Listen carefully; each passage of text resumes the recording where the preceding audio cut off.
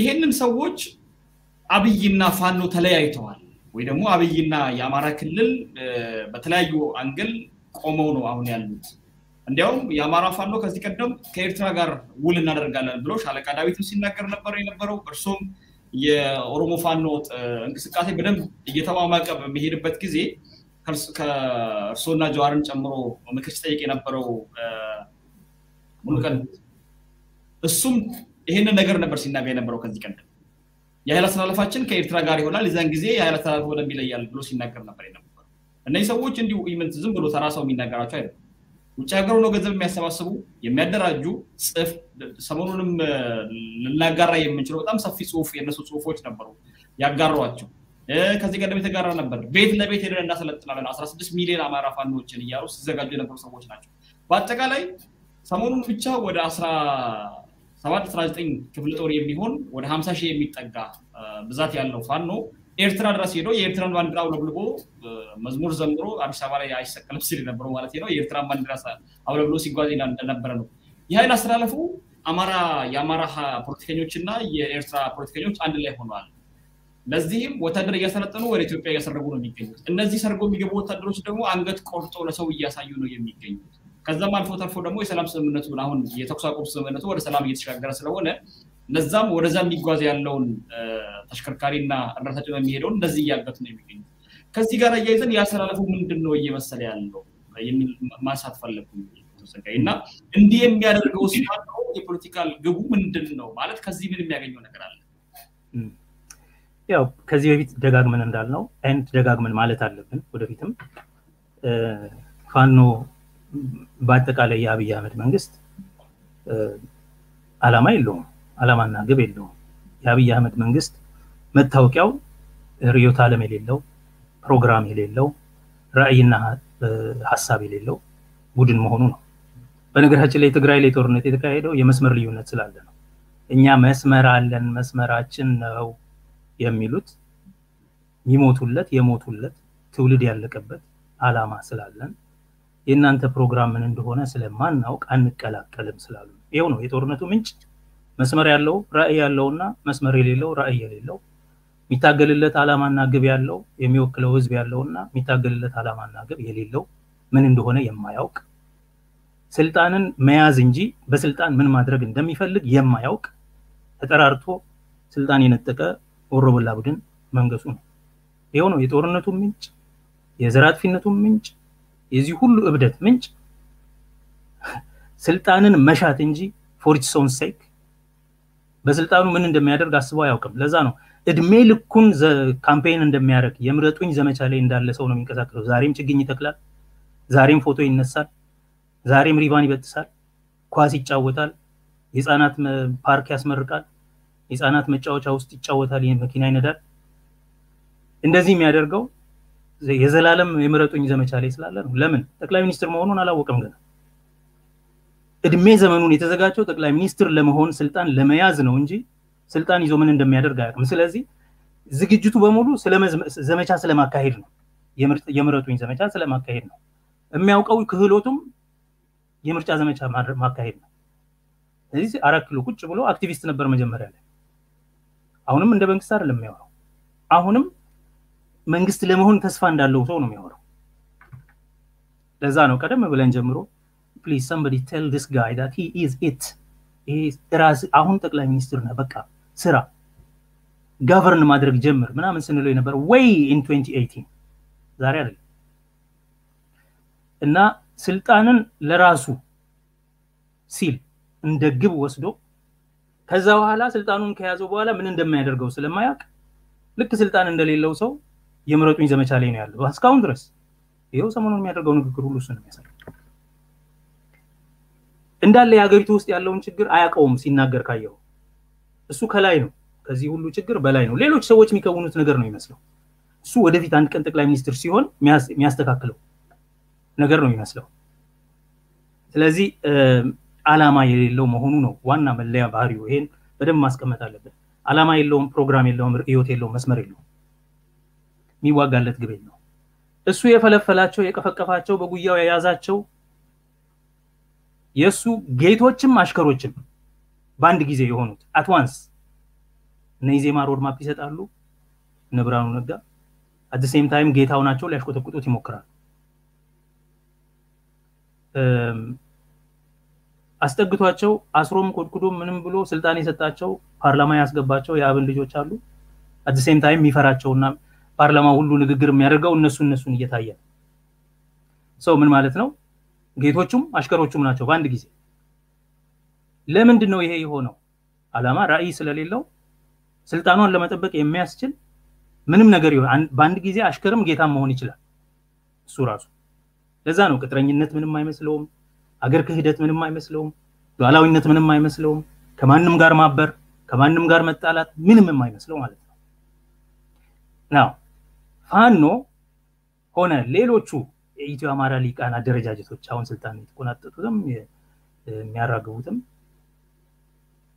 ሬቤልስ without cause የሚባሉት ለዚህ ነው እነሱ ብቻ አይደሉም እዚህ ከተማ የሚያገለግሉት የእስክንድር ቡድንም ባልደራስ ምናምን የሚባለው ጭምር እነዚህ ስማቸውን የጠቀስካቸው በውጭ ሀገርም በሙሉ ምንም ኮዝ የላቸው ምንድነው የምትፈልጉት እስቲ የአማራ ህዝብ ከሆነ የምትፈልጉት መብት ማስከበር የጎደለውን መብት እንዴት እናሳካለን ብላችሁ ታውቃላችሁ ምንድነው የጎደለው መብት እንዴት ነው የምታሳኩት ራእያችሁስ ምንድነው ራእያችን ምንድነው ብለው የሚናገሩት ራሳቸው የሚገልጹት ማለት ነው ሶስት ነው ዋና ርስት ማስመለስ ስርዓት ማስመለስ ኦኬ እና ግዛት ማስመለስ በነገራችን ላይ ይሄ ርስት የሚለው ነገር በደንብ መፈታት አለበት ርስት ኢንሄሪታንስ ነው ውርስ ማለት የግል ንብረትን የሚመለከት ጉዳይ ኦኬ ይሄ ሀገር የኔ ርስት ነው ሲል የወረስኩት ነው ከአባቶቼ ያለ ከአባትህ ከወረስክ ምትወርሰው አንድ በኑዛዜ ነው ወይም በህግ ነው ሳይናዘዙ ከሞት ይሄ ህግ ነው የሚናገረው ነገር ማን ነው የተናዘዘልህ ሊባሉ ይገባል አንደኛ አባትህ ሞቷል የዚህ ሀገር ሞቷል ወይ አባቷ ተናዞልሃል ወይ ካልተናዘዘልህ በህግ ከሆነ መቼ ነው የወረስከው መሬቱን እንደምናቀው እንግዲህ ኢትዮጵያ ውስጥ መሬት የመንግስት ነው በህግ ከ1974 ጀምሮ በህገ መንግስት ከ91 ጀምሮ እንደገና በተሻሻለው የመሬት ህግ የመሬት አስተዳደር በምንድነው የትኛው በምን አይነት አግባብ ነው ከዛ ውጪ አሁን ያለው ሀገር ደግሞ በህግ ካወራን ማለት የኢትዮጵያ የብሔር ብሔረሰቦች ሀገር ነው አማራን ጨምሮ አይወዱም ብሔረሰብ መባል ብሔር ነን ይላሉ ከብሔር በላይ ነን ይላሉ አማራን ጨምሮ የኢትዮጵያ የብሔር ብሔረሰቦች ሀገር ነው ያለው ስለዚህ እነሱን የተለየ ርስት የሚያሰጣቸው ምንድነው የሚለው መጠየቅ አለበት አያፍሩም ርስታችን ሲሉ አንድ ርስት እናስመጣለን የትኛው አባት የተናዘዘላችሁ ነው የትኛው ህግ የሰጣችሁ ነው ተብሎ ሊጠየቁ ይገባል በአግባቡ ይሄን ተክለሻው ከበፊት ጀምሮ የሚዘባርቁትን ወሬ ይዘው ዛሬ የዘር ማጥፋት እየፈጸሙ ሊቀጥሉ አይችሉም ሊነገራቸው ይገባል ስቶፕ ዲስ ኖንሰንስ ርስት የሚባል ነገር የለም አንደኛ ርስት ማስመለስ ይላል ከርስቱ ጋር ተያይዞ ይሄ ግዛት ይው የአገሪቱ ሁሉ የኛ ርስት ነው ይሏል at the same time ደግሞ ይሄ የአማራ ግዛት ነው ይሏል ደራኒ ማስመለስ መተከል ማስመለስ ወሎን የመግፋትና የማጽዳት ከኦሮሞ ኦኬ አሁን ደግሞ ወለጋኒ ማስመለስ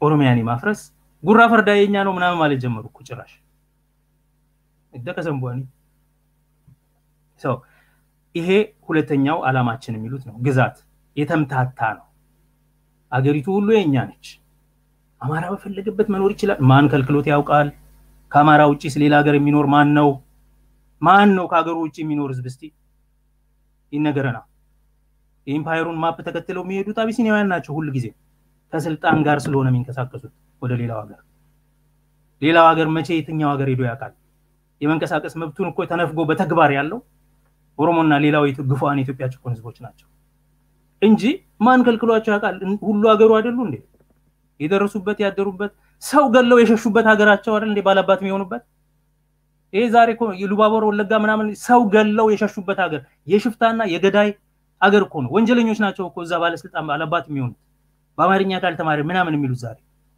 መተከል ሰው ገዳይ ነው እኮ ሸሽቶ አገሩ ሰው ገሎ ወንድሙን ገሎ በሚስት ተጣልቶ ገሎ የሄደ የሸሸኮ ነው አብዛኛው በችግር የሄደው እኮ የታወቀ ነው መንግስት ያሰፈረው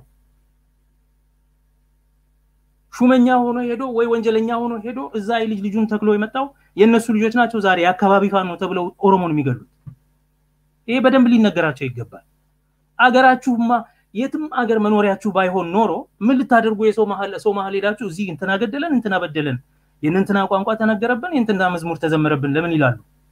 ማን ከልክሏቸው ያውቃል? መቼ ነው ሳይሄዱ ቀርተው የሚያውቁት? ይሄ ቤተክርስቲያናችን እንዲሆነ ይሄ እንድናችን እንደዚህ ሆነ ይያሉ ቤተክርስቲያን እዚህ ወረደ ማን ከልክሏቸው ያውቃል? መቼ ሳይሄዱ ቀርተው ያውቃሉ? መቼስ በአገራቸው ብቻ ኖረው ያውቃሉ? የትኛው ድንበር ይዟቸው ያውቃል? ግን ልክ እንደተከለከለ ሰው ባገሪቱ ሁሉ በነፃነት የመሄድና የመንቀሳቀስ መብት አለ። አወቁ ነቁ ምንላቸው ምናከብራቸው ሰዎች ሳይቀር መሬትን ከብሔር ማላቀቅ አለብን ይላል። እና የአማራን መሬት ከአማራ ማላቀቅ ነው እንግዲያው እንደዛ ከሆነ መጀመሪያ መሬትና ብሔር መች ተገናኝቶስ ያውቃል? ኢትዮጵያ ውስጥ መሬት የመንግስት ነው። የምትኖርበት አካባቢ ደግሞ አንተ የምትኖርበት ሰውዬ ነው። አለቀ። ከዛ ውጪ ምን ማለት ነው ከብሔር ማላቀቅ? ብሔር የሌለው ማን አለና ነው? ማለት የሚፈልጉት ብሔር ማለት አህዛቡ ናቸው እነዛ አማራ ያልሆኑት። ስለዚህ አማራ ካልሆኑት መሬትን ማላቀቅ አለብን። ለምን? አማራ እንዲኖርበት። ይሄ ነው የሚናገሩት ነገር። ሁለተኛው ዓላማቸው ይሄ ነው። ሶስተኛ ብለው እንደ ግብ የሚናገሩት ሁሉ ጊዜ ርስት። ይሄ ርስት የሚለው ኮንሰፕት በጣም ውርስ ማለት ነው። ስርዓት እና ግዛት። ይሄ ደግሞ ራሱ አብይ የጀመረው ነው። ወደ ቀድሞ ክብር እንመለሳለን።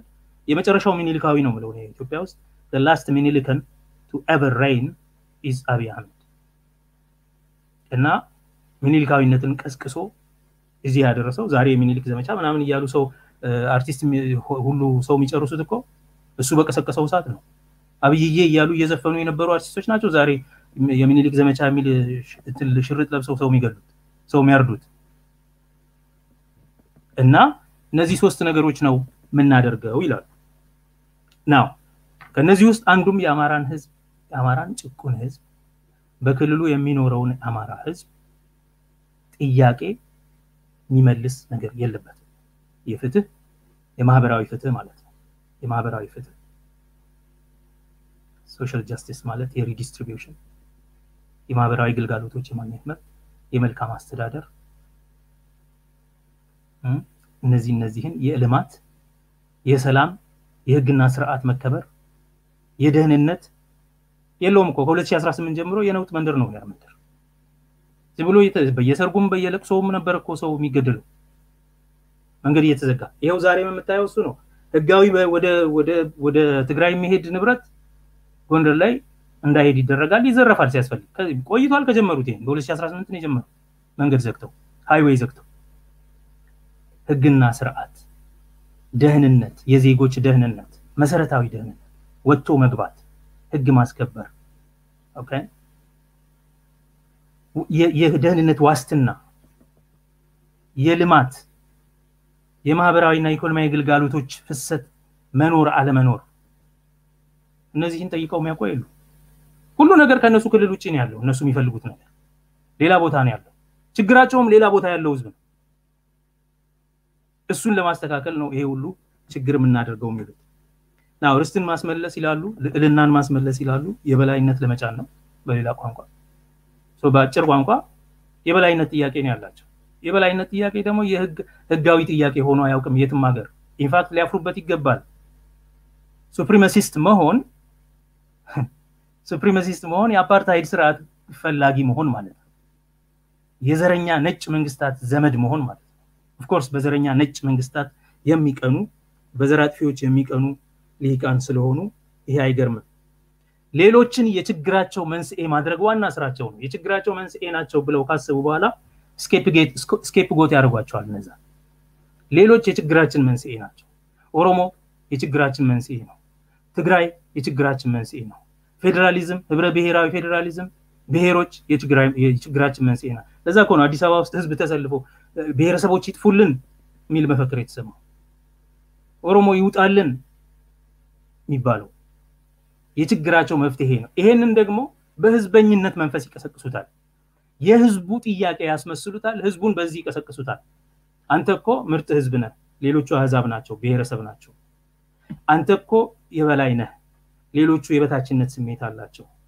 አንተ እኮ ይሄን አይነት ወሬ ያወራሉ። የበላይነት ጥያቄ ይሄ ደግሞ ፖለቲካሊ ሊገሊ በፖለቲካም በህግም በስነ ምግባርም ምንም ምክንያት አይደለም ኮዝ የሚሆን ዓላማ የሚሆን ነገር አይደለም ስኬፕ ጎት ይፈልጋሉ ፖፑሊስት ስብከት ይሰብካሉ ከዛ በኋላ ያን ስኬፕ ጎት ያደረጉትን ማለትም የችግራቸው ሁሉ መመንጫ የሆነው ብለው የፈረጁትን ለማጥፋት ይዘምታሉ ጦርነት ይፈልጋሉ ጦረኝነት ደግሞ ባህላችን ነው ይላሉ ፋኖ ትጥቅ ይፍታ ሲባል መታጠቅም የለበትም ይፍታ ሲባል የባህላችን ነው አይነካም ተባለ ከነሱ ጋር በባህል የሚስማማውን የሚጋራውን የወሎን ኦሮሞ ግን መጀመሪያ ላይ ነው ይፍታ ያሉት ምን ነው ሲባል ኦነግ ሸኒ ነው ከሚሴን ማለት ነው ኦነግ ሸኒ ደርሶ የማያውቅበት አካባቢ ማለት ነው ከዛን የጀመረው ነገራቸው ለ4 አመት በወሎ ላይ ጦርነት ሲያደርጉ ስለዚህ ፍትህን መሻሻልን እድገትን ወደ እድገት የሚደረግ ጉዞን ሁሉ ወደ ኋላ የመመለስ የታሪክን ፍሰት የታሪክን clock turning the historical clock back የታሪክን ፍሰት ወደ ኋላ የመቀልበስ የመመለስ ዓላማ ያለው ቡድን ነው እንመለስ አንድ ወዳጄ ያስመላሾች ፖለቲካ ነው ሪስቶሬሽኒስት ፖለቲካ ነው የሚለው ለዛ ነው የማስመለስ it's no wonder ዛሬ የጨለማው ዘመን ዳርክ ኤጅስ medieval ዘመን ሜሪዮሎጂ ትልቅ ጉዳይ ነው መከራከሪያ ጉዳይ ነው ኢትዮጵያ ውስጥ ያለው ትልቁ ቴዎሎጂካል ዲቤት ማርያም ነች ኢየሱስ ነው የሚያማልደው የሚል ታላቅ ጭቅጭቅ አለ ዛሬ it's no wonder it is symptomatic of the era now we are in ምን ማለት ነው የሜዲቫል ዘመን ክርክር የጨለማ ዘመን የሃይማኖት ክርክር የፖለቲካ መድረኩን የህዝብ አደባባዩን ሁሉ ተቆጣጥሮ ማህበራዊ ድረገጹን ሁሉ ተቆጣጥሮ መወያየት መጀመራችን እሺ precisely አብይ የፈለገው ወደ ቀድሞ ክብር መመለስ ይሄ ነው ወደ ጨለማ ዘመን የመመለስ ጉዳይ ነው አይገርምም ይሄ የጨለማ ዘመን ቴዎሎጂ ዛሬ ኢትዮጵያ ውስጥ የመከራከሪያ ነጥብ ሆኖ መምጣቱ የሚገርም አይደለም አብዛኛው ነገር እነከሌን እንጨፍጭፍ እነከሌን የሌሉ ድርሳኖች ሁሉ ይወጡ መዝገቦች ይወጡ የሃይማኖት ጠቦች የፖለቲካውን ነገር ዲፋይን ለማድረግ የሚሞክሩበት ሁኔታ ውስጥ ገብተናል now ፋኖ በዋናነት ህብረ ብሔራዊውን ሀገር ባለ አንድ ብሔር ሀገር ማድረግ ይፈልጋል ፒዩሪፋይ ነው ማድረግ የሚፈልገው ሀገሪቷን ረክሳለችና ለማጥራት መልሶ ለማጠብ ለማጽዳት ከብሔር ፖለቲካ የጸዳ ምንሁን ይላል አብይ በየቀኑ እንውጣ ከዚህ ይላል ሰው ሀገሪቷን መልሶ የማጠብ የማጽዳት የማንጻት ምን ማለት ነው የፋሽስታዊ ነው ያን ነገር ሌሎችን ቆሻሻ አድርጎ ማየት ኦኬ ህብረ ብሔራዊ የነበረውን ሀገር አንድ ብሔር ሞኖ ናሽናል ለማድረግ የሚደረግ እንቅስቃሴ ነው ምንድነው የሚገፋው ካልከ ይሄንን ሁሉ ዋናነት ስግብግብነት ነው በጣም ይለየለት ሰልፊሽ ሁሉ የኔነት ሁሉ የኔ ርስቴ ውርሴ ግዛቴ ስርዓቴ አንደኛው ስግብግብነት ነው ሁለተኛ ልክ የለው ለከት የሌለው ጥላቻና ፍራቻ አላቸው ያ ኦሮሞፎቢያ አለ ግን በአጠቃላይ የኢትዮጵያ ጭቁን እና ግፋዋን ህዝቦች ጥላቻ እና ፍራቻ በነገራችን ላይ ይሄንን ጥላቻና ፍራቻ ደግሞ በቅማንትና በአገው ላይ ነው የሚጀምሩት ሌላ ኮሌክቲቭ ዲሉዥን አለ የወል ቅዠት አለው እንደ ህዝብ እና ያው ህዝበኝነት አለ ማለት ፖለቲከኞች ህዝበኝነትን ይጠቀማሉ ማለት ይቀሰቅሳሉ ማለት እንደ ህዝብ ማህበረሰባዊ እብደት አለ ማህበረሰባዊ ቅዠት ኮሌክቲቭ የወል የሆነ ቅዠት አለ ኮሌክቲቭ ዲሉዥን አለ ማለት ነው ያንን ይቀሰቅሳሉ የሪዘንትመንት ፖለቲካ ይቀሰቅሳሉ ወዮታ እንዲሆንክ ተገደልክ አለክ በአማራነትህ እንዲሆንክ የዘር ማጥፋት ደረሰብህ ምናምን ይያሉ ማለት ነው ማስረጃምጡ የለም ተነቀልክ ተባረርክ ሲያፈናቅሉ ሲነቅሉ ሲያስሩ ሲገሉ ደም ይጠጣል ስጋ ይበላል የሰው ስጋ ይላሉ ግን አድርገው ያሳዩናል ማድረግ እንደሚችሉ ስለሚያውቁ እነሱ ድርሳኖቻቸው መጻፎቻቸው ቅዱሳን መጻፍታቸው እንደዛ ይላሉ ማድረግ ስለሚችሉ እንዲህ አይነት ነገር ሰው ላይ እንደዛ ሲሉ አያፍሩ ይሄ የሚገፋው አውሬ የሆነ አውሬ ያለ ምክንያት ሰው መች ሰው ይጣላል እና ስግብግብነት አለው ጥላቻና ፍራቻ አለው የወልቅዠት አለው ጭካኔ አለው አሁን ደግሞ የታየው ጭካኔ ይሄ በፖለቲካሊ ቃኑ የተገፋ የተቀሰቀሰ ነው ጭካኔ መጥቀስ ይቻላል አንዳርጋቸው ጽጌ ዳንኤል ክብረት ካሳይ ጨመዳ መዘርዘር ይቻላል አንድ ባንድ አርቲስቶቹ ሊቃኑ በሙሉ ፖለቲከኛው የሚዲያ ሰው ሳይቀር አንድ ባንድ እየዘረዘሩ ጭካኔን እያየን ባይናችን ዘርተው ዛሬ ጭካኔያቸውን ፍሬ መከር እያጨዱ ነው ይሄ ጭካኔ ተግባር ገና ለሺ ትውልድ የሚከተላቸው እንደሆነ ያገሪቱን ማህበራዊ ፋብሪክ ሁሉ እንዳፈራረሰ ሊረዱ ይገባል ሶ በራሱ የሚያሳካው ምንም ግብ የለም በሚያደርገው የጭካኔ እርምጃ በአውሬነቱ በኦሮሞ አነጋገር ቡልጉ ዳጉ ወረ ቡልጉት ጭራቅ በዚህ ጭራቃዊ እንቅስቃሴ የሚያሳኩት አንድም የፖለቲካ ግብ የለም ነገር ግን ህዝብን ማሸበር ማሸማቀቅ ከዛ ለጊዜውም ቢሆን የሚፎክሩበትን የበላይነትን ያው ግዳይ ጣልን ይያሉ አንገት ይዘው የሚዞሩት ለዛ ነው ይሄ ነው አላማቸው ከዛ ካለፈ ያው ለዘመናት የሚቆይ የማይሽር ጠላትነትን በህዝቦች መካከል መጫር ነው ያንን ተሳክቶላቸዋል ቂም ማዋለድ ተሳክቶላቸዋል የጊዜ ጉዳይ ነው እንጂ አሁን እነሱ ያፈሰሱት ደም ተከትሏቸው ገና ለሺህ ዓመት የደም ማፍሰስ ዑደትን እንደሚያስከትል የተረዱት አይመስልም እና ምንም አላማ ያላቸው አይደሉም የታወቀ ነው ግን ይሄን ደጋግመን እናስታውሳቸዋለን ቻሌንጅ የምናደርጋቸው አላማ አለን ካሉን ፍትሃዊ አላማችሁ ህጋዊ አላማችሁ በምግባር የሚደገፍ አላማችሁ በፖለቲካ ተወያይተን ልንፈታው የምንችለው ጥያቄያችሁ ምንድነው አስቀምጡ ጠረጴዛ ላይ ስለ አማራ ህዝብ ለመናገር እኔ ስልጣን የለኝም እንጂ እንደማንኛውም የኢትዮጵያ ጭቁን ህዝቦች ብዙ ደግሞ የሚራራቅ ህዝብ አይደለም ያላቸው ጥያቄ የታወቀ ነው ግን ስለሱ ለመናገር ፍላጎት የለኝም እኔ ደሞም አይመለከተኝም መልካም እንግዲህ ከዚህ ጋር አያይዘን አንድ አንኳር የሆነ ጥያቄ ብቻ ላንሳሎት ዶክተር ጸጋዬ ባንዳ እያሉ ሰዎችን ይናገራሉ እነዚህ ሰዎች አሁን በሚታየው ሁኔታ ግን የኃይል አሰላለፉን አብይና ኢሳያስን ጭምር እናጣላለን ብለው ኤርትራን እንደ ስትራቴጂክ ወዳጃቸው ወስደው እዛ ሄደው ጦር ያሰለጠኑ ነው የሚገኙት የኤርትራን ባንዲራ ተሸክመው ልክ የጣሊያንን ባንዲራ ተሸክመው ጣሊያንን ሲመሩ እንደነበረው አሁን የኤርትራን ባንዲራ ተሸክመው ሀገር ውስጥ ገብተው ግን የራሳቸው የሆነውን ወንድም ህዝብ ባንዲራን ለምን እናያለን ብለው ሰው እየገደሉ ነው የሚገኙት ምንድነው የባንዳነት ታሪክና እዛ አካባቢ ያለው ነገር አሁን ማንነው ማን ባንዳ ማለት የሚችለው እንደዛ ብሎ ለመናገርስ አቅሙ አላቸው ወይ በኢትዮጵያ ፖለቲካ ውስጥ ለኢትዮጵያ እንቆማለን የሚሉ ሰዎች የሌላን ሀገር ባንዲራ ተሸክመው የሌላን ሀገር ማተራመስ ኢሳያስ አፈወርቂ በግልጽ እንደሚታወቀው ኢትዮጵያን በታትኜ ካልሆነ መግዛት አልችልም የሚል ስትራቴጂው በደንብ ይታወቃልና ያንን ነገር ለማድረግ ከዛ ተመልሶ መጥቶ ትግራይ ላይም ዛሬም ወደ ትግራይ ቢሄደው ነገር ዛሬ አሁን መንግስት የሚባለው ለሁለት ዓመት ባለው ኃይል ሁሉ ከሌሎች ሀገሮች ጭምር ጋር ተዳምሮ ሲያደርግ የነበረው ጦርነት አቁሜ እርዳታ ላክ ብሎ በሚልክበት ጊዜ አትሄድም ብሎ ጎንደር ላይ መኪና አቁሞ ነው ያለው ዛሬና ከዛ ጎን ለጎን ደግሞ ከኢሳያስ ጋር ሰልጥኖ ወደ 50,000 የሚጠጋ ወደ ወለጋም ወደ አማራ ክልል ወደ ትግራይ ልኮ ይሄን ነገር ነው ያደረገው ምንድነው ይሄ ሊባል የሚችለው ባንዳ ባዮቹ እና ማለት ኦፍ ኮርስ ከባንዳ በላይ ናቸው ባንዳ ናቸው ምንም ጥያቄ የለውም ግን ከዛ በላይ ናቸው ተላላኪ ናቸው ልክ ነው ግን ከዛም በላይ ናቸው አሁን ቅጥረኛ ናቸው ቤዚካሊ የተነገራቸውን የሚፈጽሙ ቅጥረኞች ናቸው ከአብይ ጀምሮ ማለት ለዛ ኮን ዛሬ በድርድር አድርጎ ሰላም አውርዶ የኤርትራ ሰራዊት ይውጣ ለማለት አፉ በጽሁፍም በንግግርም ያልቻለ ተላላክ በቃ ቅጥረኛ ሜርሲነራይዝድ ሆኗል የኢትዮጵያ ፖለቲካ ሉዓላዊነትን በሚመለከት ገና ድሮ ነው የፈረሰው ሉዓላዊነት የለውም ያለ ሉዓላዊነት ቢኖረው መንግስቱ ቅጥረኛ አይሆንም መንግስቱ ተላላኪ አይሆንም መሬቱ ተይዞ የሌላ ሰራዊት እንደፈለገ አይፈነጭበትም ደህንነት ቢሮ በሌላ አገር አይመራም ሰው ባንዳ ብቻ አይደሉም ግን ከኤርትራ ጋር ያለው ትብብር ያው የተለመደ ነው ፋሺስቶች ድንበር ዘለል ትብብር ማድረጋቸው የተለመደ ነው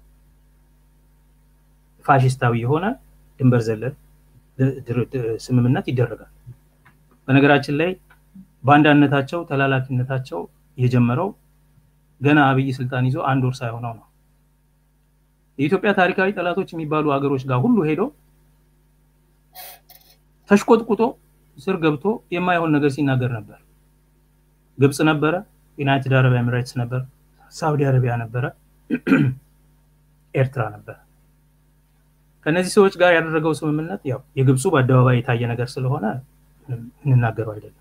ለፕሬዚዳንት አልሲሲ የተናገረው ንግግር ቃል ያስገባው ማለት ነው። የሌሎቹን ሀገሮች ኤርትራ ጋር ያደረገው ስምምነት ምንድነው ይዘቱ ተብሎ ሲጠየቅ ማንም ሰው መልስ ሊሰጥ አልቻለም፣ እስከዛሬ አልተሰጠ። ይሄንን በማድረግ ብቻ ስልጣንን ለመቀራመጥ ጥረት ያደረገ ሰው የመጀመሪያ እርምጃው ነበረ። የጦርነት ስምምነት ነው ያደረገው። የወር ፓክት ከኤርትራ ጋር ያደረገው ያኔ ነው ሉዓላዊነት የፈረሰው። ሉዓላዊነት የሚባል ነገር ዛሬ የለም። ይሄንን በደንብ ማስቀመጥ ያስፈልጋል። የአማራ ኃይሎች ዛሬ ከኤርትራ ጋር ሌላ ስምምነት ለማድረግ መሞከራቸው አብይን ወደ ጎን ገፍተው እናደርጋለን የሚሉት የውሸት ነው። አብይን ገፍተው አይደለም። አብይና የአማራ ኃይሎች የሥራ ክፍፍል ነው ያደረጉት። እሱ ሰላም ሰላም የሚለውን ንግግር ያወራል፣ ኤርትራ ሰራዊት ይውጣ የሚለውን ይፈራረማል። የሌሎች የውጭ ኃይሎች ይውጡ በሚል ኤርትራ የሚለውን መጥቀስ ቢፈሩም ማለት ነው። እንደምታየው ጌቶቹን ስማቸውን መጥራት አይችልም አብይ። ኤርትራን በስሙ አይጠራውም፣ የአማራ ፋኖን በስሙ አይጠራውም። ስለዚህ ግን እሱ ያንን ይሰራል። እነሱ ደግሞ የኤርትራ ኃይል እንዳይወጣ በዚህ በኩል ይሰራሉ። እሱ ከነሱ ጋር እንዳልተስማማ ለማስመሰል የአማራ ሸኔ ብሎ ይሰድባቸዋል። የሥራ ክፍፍል ነው እንጂ ቁመናቸው በመሰረቱ አንድ ነው። ትብብራቸውም ፋሽስታዊ ድንበር ዘለል ትብብር ነው።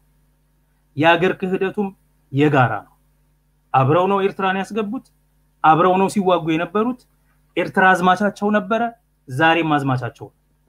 አሰልጣኝ፣ አስታጣቂ፣ አዝማቻቸው፣ የደህንነት ኃላፊያቸው። ለዚህ እኮ ነው ሻለቃ ዳዊት ሳት ብሎት ምን ይላል? አብይ ይውጣ የሚለውን መስማማቱ የዲፕሎማሲ እኮ ውበቱ ይሄ ነው ይላል። የዲፕሎማሲ ውበቱ ነው። ዛሬ ዘመድ የነበረው ነገ ጠላት ይሆናል። እና አብይ እንደዛ ቢልም ኤርትራ አይወጣም፣ እኛ በኢንዲፔንደንትሊ ከኤርትራ ጋር ተያይዘን እንታገላለን ይላል። እስፋኒ የኢትዮጵያ ሚኒስትር የነበረ ሰው፣ የኢትዮጵያ ባለስልጣን የነበረ ሰው፣ ለዚያው ወታደር የነበረ ሰው፣ ሻለቃ የነበረ ሰው ስለ ሀገር ክህደት በዚህ ደረጃ ሲናገር መስማት ያሳፍራል። ግን እንዳለ ትውልዱ በሙሉ ባንዳነትን እንደ ባህልና እንደ ፖለቲካ ስልት አድርጎ እየተጠቀመ ስለሆነ የሚያስገርም ነገር አይደለም። ግን ያሳዝናል። ምን አይነት ሰዎች እጅ ነበረች እቺ ሀገር እንድትል ያደርጋል። እና ሉዓላዊነቱን ያሳልፈው የሰጡት ቆይተዋል። ሀገሪቱ የቆመችበት መርህ የፈረሰለት በገሃድ ሲናድ፣ የስልጣን መቀራመት ሲፈጸም ህገ መንግስታዊ ባልሆነ መንገድ፣ ግላዊ የክህደት ግንኙነት ከጠላት ሀገሮች ጋር ሲፈጸም፣ ግላዊ የውጭ ጉዳይ ሚኒስቴር ማያቃቸው ስምምነቶች ነበር አብይ የሚያደርገው። ውጭ ጉዳይ እኮ ፕሮቶኮሉ ፈርሷል፣ አያቅም። ውጭ ጉዳይ አሁን እንዴት እንደሚሰራ ኤክስትሪምሊ ቢሮክራቲክ የሆነ ተቋም ነው ውጭ ጉዳይ ሚኒስቴር ማለት። በየትኛውም ሀገር ኢምፔኔትራብል ቢሮክራሲ ነው የሚባለው፣ የማይገባበት። ምክንያቱም ድንበር ነው የውጭ ጉዳይ ሚኒስቴር፣ የሀገር ድንበር ነው። በሱ በኩል ስለሆነ ወደ ውጭ የሚወጣው የሚካሄደው ከውጭ የሚመጣውንም ነገር ፊልተር የሚደረገው። ስለዚህ ኤክስትሪምሊ ቢሮክራቲክ ነው። በጣም ጠንቃቃ መስሪያ ቤት ማለት ነው። ነገር ግን ኢትዮጵያ ውስጥ ራሱን እኔ ነኝ አምባሳደሩ ብሏቸዋል። አምባሳደሮችን ሰብስበው ምን እየሰራችሁ ነው ምናምን፣ በቃ በላፕቶፕ ነው የናንተ ስራ የሚሆነው ካሁን በኋላ። እንዲሁም ኮሮና ስለመጣ በቃ ተውት ተብሏል እኮ። ራሴ ነኝ የምሰራው፣ እኔ ነኝ የምሰራው እኮ ብሏል። ግላዊ የሆነ የክህደት ስምምነቶች ግንኙነት መፍጠር ሲጀምር ያኔ ሉዓላዊነት ተሸርሽሯል። በራስ ሀገር ላይ ጠላትን ኢንሊስት አድርጎ የጠላትን መሳሪያዎች ኢንሊስት አድርጎ ማሰለፍ ሲጀመር ያኔ ሉዓላዊነት ፈርሷል። ሉዓላዊነት በመሰረቱ የሚፈርሰው ሀገር የቆመበትን መሰረታዊ መርህ፣ መሰረታዊ እውነት ስትንድ ያኔ ነው።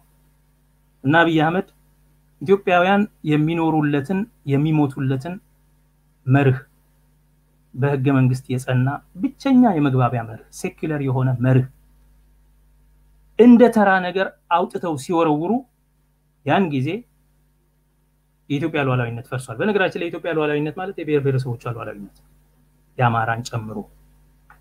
አልፈልግም ካሉ የአማራን ሉዓላዊነት መተው ይችላሉ እነሱ። ሌላው ግን ሉዓላዊ አይደለም ብለው ለመከራከር ማናችሁ ሊባሉ ይገባል። ያም ሆኖ ግን በዋናነት ኢትዮጵያውያን የሚሞቱለት የሚቆሙለት የሚኖሩለት ታክስ የሚከፍሉለት በህይወት መስዋዕት የሚሆኑለት መርህ እና እውነት የተናደለታ ያ ደግሞ በህገ መንግስት የተቀመጠ ነው። 5ቱ መሰረታዊ መርሆች የህዝቦች ሉዓላዊነት መርህ፣ የዲሞክራሲ መርህ ማለት ነው፣ የብሔር ብሔረሰቦችና ህዝቦች ሉዓላዊነት መርህ፣ የህገ መንግስት የበላይነት የህግ የበላይነት መርህ፣ የሰብአዊ መብት ቅዱስነት አይነኬነት፣ የመንግስት ተጠያቂነት እና የአሰራር ግልጸኝነት፣ የሃይማኖትና የመንግስት መለያየት፣ የሃይማኖቶች እኩልነት። እነዚህ ሴኩላር ፕሪንሲፕልስ ኢትዮጵያን ህዝቦች ሁሉ እጅ ለእጅ የሚያያይዙበት ብቸኛ ሴኩላር መርሆች ናቸው። ከብሔር የጸዱ ናቸው። በዚህ ብቻ ነው ህብረታችን ያለው። ከዛ ውጪ የጋራን ሀገር በጋራ በማስተዳደር የጋራ ተቋማትን በጋራ በመጠቀም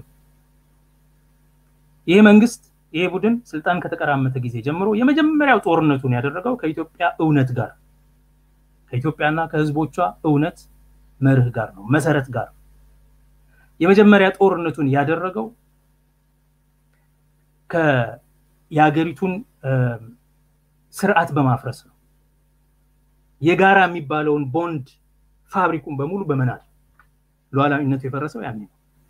የሉዓላዊነቱ መገለጫ የሆነው ህገ መንግስቱን ሲክዱ ሲንዱ የጋራ የሆኑ ተቋማት የሀገሪቱን ሉዓላዊያን ህዝቦች በጋራ የሚያጸኑ ተቋማት ለምሳሌ እንደፈለጉ የፓርቲ ንብረት ሲያደርጉ ለምሳሌ የሰብአዊ መብት ተቋም፣ የምርጫ ቦርድ፣ የኦምቡድስማን ኢንስቲትዩሽን፣ የእንባ ጠባቂ ተቋም የሀገሪቱ የጋራ በጣም በጥንቃቄ የምትይዛቸው ተቋማት፣ መከላከያ፣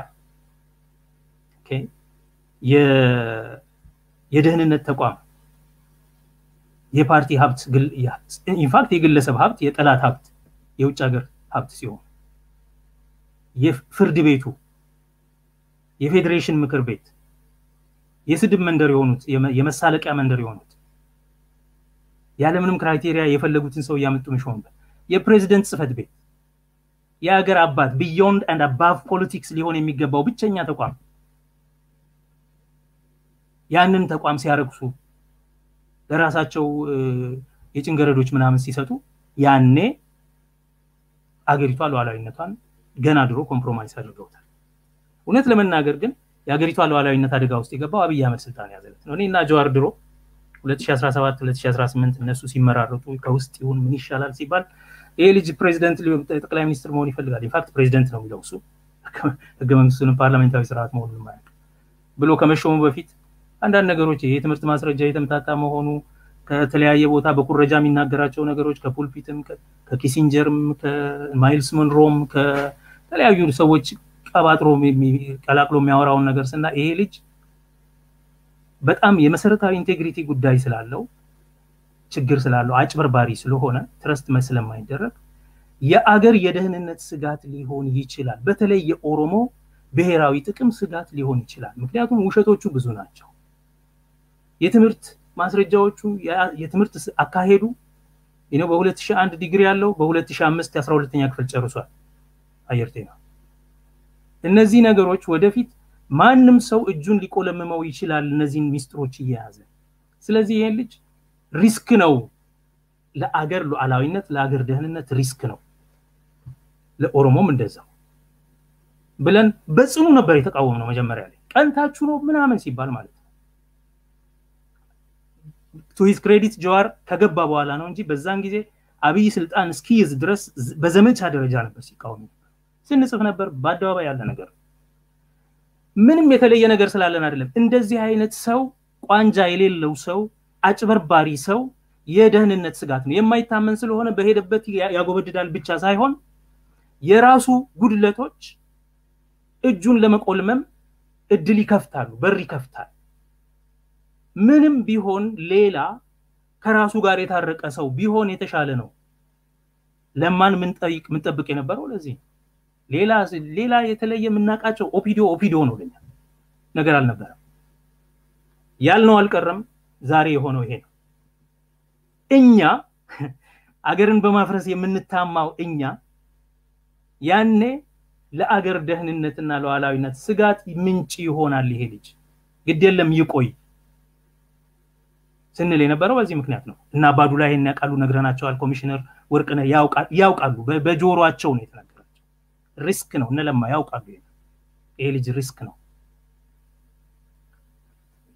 ይሄው ዛሬ ያገኙት ስለዚህ ሉዓላዊነቱ አፈር የበላው እሱ ስልጣን ያዘለታ ነው በሄደበት ዛሬ እንኳን ከመሪዎች ጋር ቁጭ ብሎ በእኩል ፌስ ቱ ፌስ መቀመጥ አይችልም ባይደን ስር ሄዶ ስሩ ገብቶ የሆነ መሪ ጋር ስር ገብቶ ነው የሚቀመጠው ብዙ ነገር ዲስኮርስ አናሊሲስ እንዳለ ማድረግ ይቻላል ሪስክ ነው አጎብዳጅ ነው ምክንያቱም ማጭበርባሪ ነው ማስመሰል